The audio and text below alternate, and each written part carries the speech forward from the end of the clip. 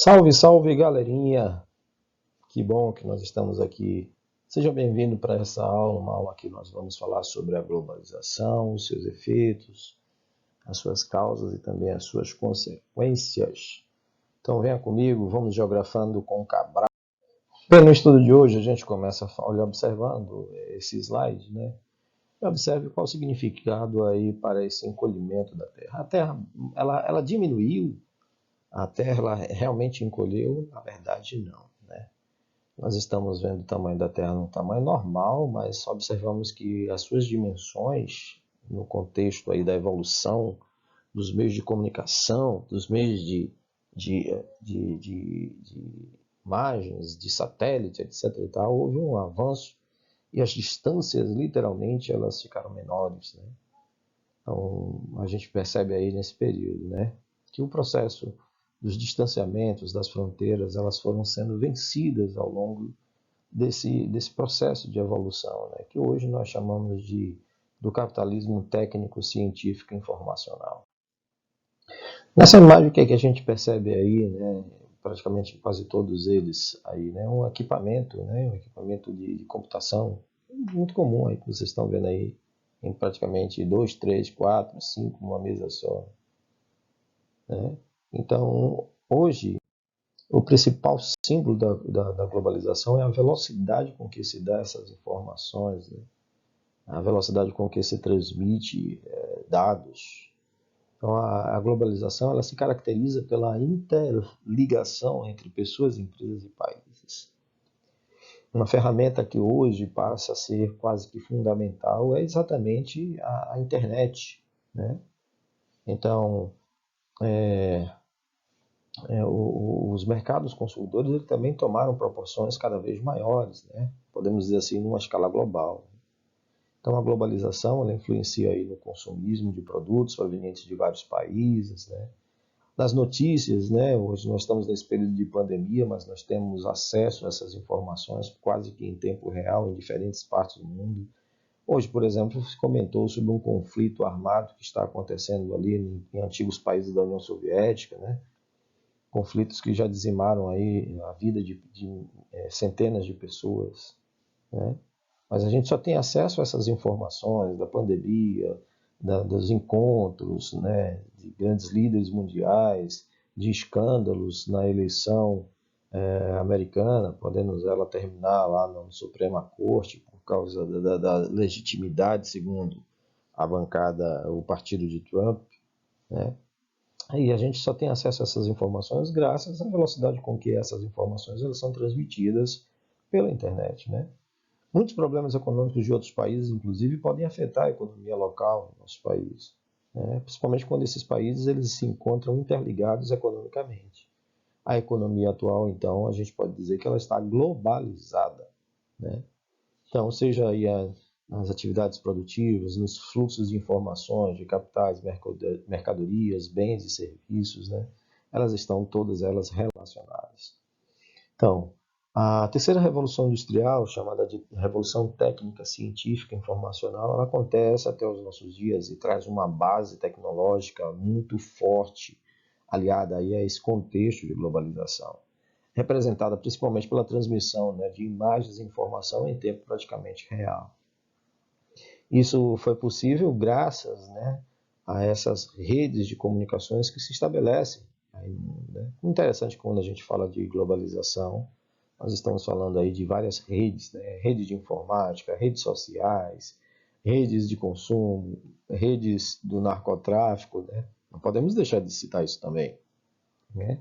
Várias e várias redes de escândalos, de corrupção, de golpes, né? De hackers, frackers, crackers e por aí vai. Então essa imagem mostra, né, a forma como o mundo ele está globalizado, né? Ele está numa grande rede, né, numa grande aldeia global. Então essas redes elas interligam e estruturam relações entre diversos pontos do mundo, né? Circulação de mercadorias, capitais e pessoas. Eu acrescentaria até mesmo aí culturas, costumes, tradições.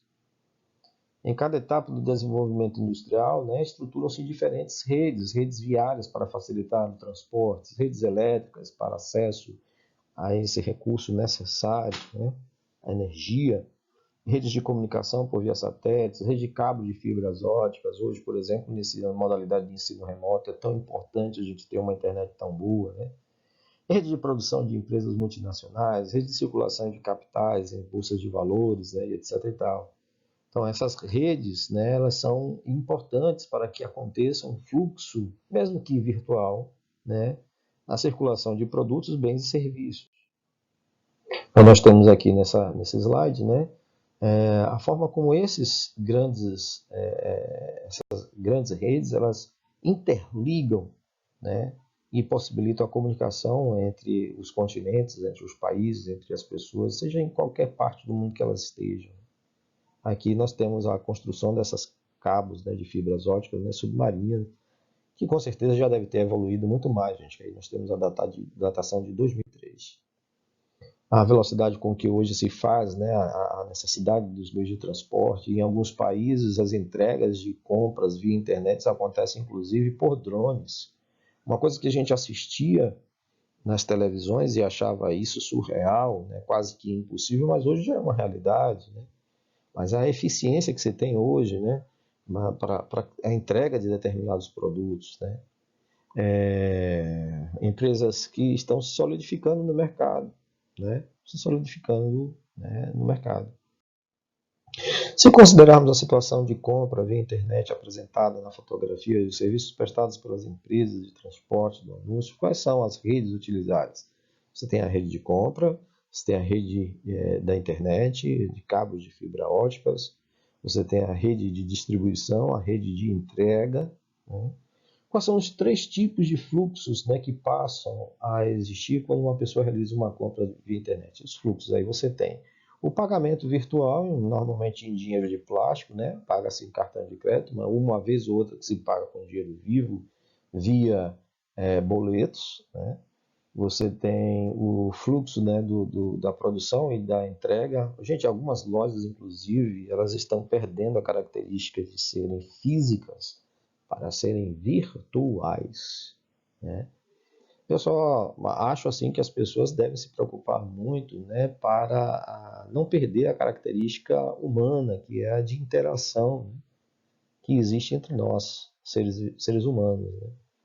Né? Muitas pessoas estão fazendo uso, né, quase que eu acho até algumas vezes até exagerados, desses contatos virtuais. Né? Cuidado, porque o ser humano ele necessita também desses cuidados mais próximos. Veja aí essa experiência, né? Esse exemplo. Nós estamos vendo aí uma bola, marca Adidas, uma marca alemã, fabricada no Paquistão, importada para o Brasil, né? Pelas empresas transportadoras norte-americanas. Então aí a gente vê a produção, a origem, né? Porque aí essa empresa alemã, ela literalmente fica com uma boa parte da fatia, né, do lucro gerado pela comercialização, produção, exportação, entrega desse bem, né? A fabricação está normalmente em países assim onde a mão de obra é extremamente barata, o acesso à matéria-prima também é muito mais fácil, né? E consequentemente os lucros para essa empresa são maiores, né? E o trabalho de distribuição e de entrega, né? Bom, aí a gente está falando, né, sobre as transnacionais, que é uma força violentíssima aí nesse contexto da globalização, né? São empresas que pertencem a determinados países, mas possuem filiais espalhadas pelo mundo inteiro. Hoje, por exemplo, a gente cita que em muitos países eles investem no processo de dominação, né? Não pela forma bélica, mas principalmente pela forma econômica, né? Pela dominação econômica. Papel importante aí do comando da economia mundial, né? A capacidade financeira dessas empresas transnacionais é muito grande. Algumas até não podem ser nem vistas como uma simples empresa, mas como um conglomerado, com várias empresas ligadas a ela. Né? Essas empresas multinacionais, elas quando chegam em países como o Brasil, né, países emergentes, saem comprando muitas empresas locais, né, e dominando a fatia de mercado em vários setores. Né? Por exemplo, a Coca-Cola. A Coca-Cola hoje é uma empresa americana, né, norte-americana, Para quem não sabe, a Coca-Cola é uma das empresas que menos vende refrigerantes lá nos Estados Unidos. A Pepsi, só para você ter uma ideia, vende muito mais do que a Coca-Cola, né? Mas a Coca-Cola se tornou a maior empresa, né, de venda de refrigerantes do mundo. Ela não domina somente esse setor, né? Você percebe aqui no Brasil, por exemplo, que a Coca-Cola produz sucos, ela produz, né, iogurtes, produz cervejas, né? É, várias coisas, né? Então a gente começa a perceber que essas empresas transnacionais elas são muito fortes, né? No que diz respeito ao quesito capacidade financeira, né? E boa parte, né, boa parte mesmo das riquezas produzidas nesse processo de produção, comercialização, entrega, né, de produtos em um outro país, gera uma receita que é enviada para seu país de origem, ficando no país local, que é uma pequena, mas muito pequena fatia da riqueza produzida no processo. Responsável por grande parte do comércio internacional, essas empresas transnacionais, né, são importantes no desenvolvimento de novas tecnologias. Constantemente estão se fazendo, se reinventando. Né? Muitas possuem filiais praticamente em todos os países, né? O que facilita, é claro, esse processo aí de desenvolvimento e de dominação econômica. A maioria das redes dessas empresas está situada nos países desenvolvidos, é fato, né? Onde o destino de boa parte dos lucros é transferido para essas filiais, produzidos por essas filiais, são enviadas para seus países de origem, né? Onde ocorrem as grandes decisões sobre os investimentos e onde estão situados os centros de pesquisas para desenvolvimento de novas tecnologias.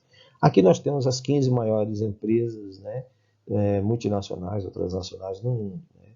Aí destacamos aí a PetroChina, a ExxonMobil, a General Electric, a China Mobile, Gazprom, né, IBC, Microsoft, a Petrobras do Brasil aí, gente, né, e outras mais, né?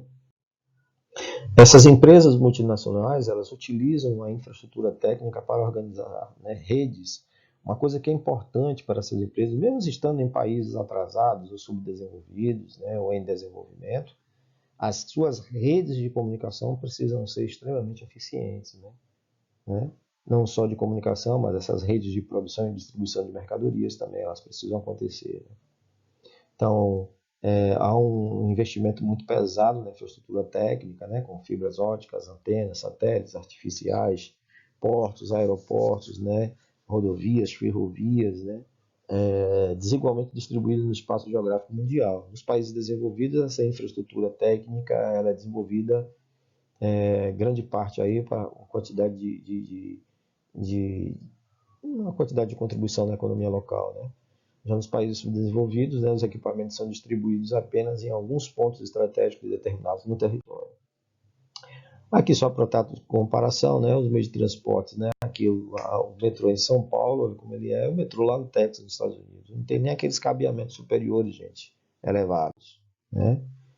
Os destinos dos investimentos estrangeiros, quando as empresas estrangeiras de um país aplicam seus recursos financeiros em outros, essa aplicação são chamadas de investimentos financeiros. Aí nós temos uma relação, né, de economias que mais receberam os investimentos estrangeiros em 2004. Estados Unidos, o Reino Unido, a China, Luxemburgo, a Austrália, a Bélgica, Hong Kong. Né? O Brasil recebeu 18 bilhões de dólares. Ainda está muito longe, ainda mais com essas questões de instabilidade, né, política muito fortes. Bom, a globalização e a concentração de capital. Né? Bom, aí a gente vai encontrar uma tendência, né, provocada pela globalização, que são as fusões de muitas empresas, a união de algumas empresas, e, desculpe, e a compra ou aquisição também de outras. Né? O seu principal objetivo é disputar o mercado, né, com maior poder de competitividade e aumentar a capacidade de investimento, né, em novas tecnologias. Aí nós temos aí essas grandes, né, fusões que aconteceram aí no mundo, né? A ExxonCorp, Mobil Corporation, né? São várias dessas aí, né? Empresas que deixaram de ser empresas únicas e passaram a se tornar, né, conglomerados. Gente, o processo de globalização teve, na década de 80, né, uma contribuição significativa, principalmente sobre a forma de gerenciar o crescimento ou o desenvolvimento econômico de países, né? Essa técnica ela ficou chamada, conhecida como neoliberalismo, e nasce ali entre os Estados Unidos e o Reino Unido, né? O presidente norte-americano Ronald Reagan e a primeira-ministra da britânica, né, Margaret Thatcher, né? Eles criaram, né, e desenvolveram e aplicaram isso, né, para que o comércio, né, a economia do país andasse mais livremente, sem uma forte interferência do Estado. Então isso aí foi fundamental para quê? Para o livre comércio e a circulação de capitais, né? Para o Estado, né, que promove a abertura do mercado, deixá-lo agir livremente, e que empresas privadas, né, assumam parte das atribuições do Estado. As aplicações dessas ideias neoliberais aumentou as fusões entre as empresas, né, possibilitou a expansão das multinacionais, aumentou os fluxos de investimento de mercadorias entre países e facilitou a entrada de mercadorias estrangeiras. Claro que isso daí acabou provocando a falência de indústrias nacionais, né, principalmente em países emergentes ou países subdesenvolvidos, o que acabou né, agravando, né, os problemas sociais nos países subdesenvolvidos. É importante a atuação efetiva do Estado nas áreas de educação, saúde, entre outras, para contribuir na melhoria das condições de vida dos muitos trabalhadores, né, poucos qualificados para uma nova função sugerida. Então, a ideia principal, a ideia central, é o livre funcionamento do mercado, isso defendido pelo liberalismo, né? Sem controles inibidores, né, do Estado, que passa a ser, né, o principal caminho para elevar a produção e gerar empregos e renda. Então, o neoliberalismo se fundamenta nesses princípios, né? Bom, aí a gente vai encontrar, né, após Segunda Guerra, a criação da Organização Mundial do Comércio, que é um dos órgãos ligados à Organização Mundial das Nações, que tem como principal função, né, a regulamentação das atividades, das regras econômicas praticadas entre os países, né? Então ele estabelece aí o que as normas para o comércio internacional entre 153 países, a resistência dos 893 países existentes no mundo são os países árabes, né, da Liga Árabe. E na Organização Mundial do Comércio, cada país tem o direito a um voto, e nenhum dos países membros da Organização Mundial do Comércio tem poder de veto. Surgem então os movimentos contra a globalização, né, neoliberal. E vários desses movimentos eles passam a se posicionar contra essa nova organização do sistema econômico internacional, né? Mostra o que a necessidade da reestruturação das políticas de organismos internacionais que contribui para acentuar as desigualdades entre os países ricos e pobres, né? Nós temos aí esses movimentos são muitas vezes, né, aconteceram, né, muitas vezes direcionados e orientados pelas organizações não governamentais, ONGs, né, que formam redes internacionais que se articulam com o objetivo de apoiar, né, os recursos tecnológicos que são a marca do processo de globalização, né, e que sem esses recursos seria difícil mobilizar pessoas, difundir suas ideias e organizar manifestações contrárias à globalização. Há quem chame nesses movimentos contrários à globalização de movimentos de desglobalização, né? Se a gente observar direitinho, a globalização ela leva alguns países, principalmente pobres, sem uma forte cultura local, a se tornarem completamente alienados, né? Alienados. Onde acontece um processo de destruição da cultura local, que a gente chama esse processo de aculturamento, né? E passa a se reproduzir quase que instantaneamente comportamentos, culturas, né, que não são típicas daquele local. Então, o fuso horário, por exemplo, ele foi criado com um objetivo muito específico, né? A gente vai ver aqui nesse históricozinho aqui, né? Era necessário, né, criar condições para que o monitoramento dessas empresas, o crescimento dessas empresas em diferentes países e territórios pudessem ser acompanhados, né, e seguidos, né? Então, nos Estados Unidos, por exemplo, o trem que cruzava o país, ele enfrentava problemas em relação ao horário nas paradas. Assim, fazia-se necessário um sistema de horário padronizado em diferentes localidades do planeta.